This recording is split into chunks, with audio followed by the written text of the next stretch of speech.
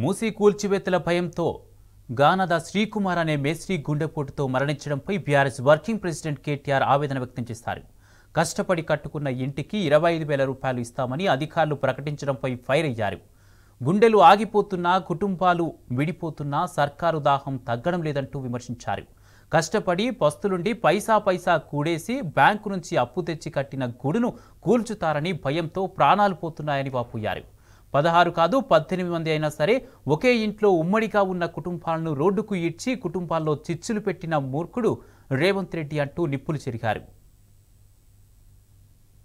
ఇండ్లు ఖాళీ చేస్తే డబుల్ బెడ్రూమ్తో పాటు 25,000 రూపాయల పారితోషికం అంటూ అధికారులు వెకిలీ ఆఫర్లు ఇస్తున్నారని మండిపడ్డారు.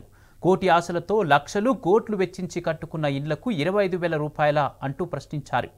ఓ సన్నాసి, అదే మీ అన్న ఇంటికి, మీ మంత్రుల ఇంటికి 25,000 రూపాయలు కాదు 50,000 రూపాయలు ఇస్తే కూల్చమంటారా, ఓసారి అడుగు అంటూ సీఎం రేవంత్ రెడ్డిని నిలదీశారు. ఇండ్లు పోతున్నాయనే భయంతో ఒక బుచ్చమ్మ, ఒక కుమారన్న ప్రాణాలు పోయాయన్నారు. నీ ధనదాహానికి, నీ స్కాములకు ఇంకా ఎన్ని ప్రాణాలు బలి తీసుకుంటావో చెప్పు అంటూ ఎక్స్ వేదికగా ప్రశ్నించారు.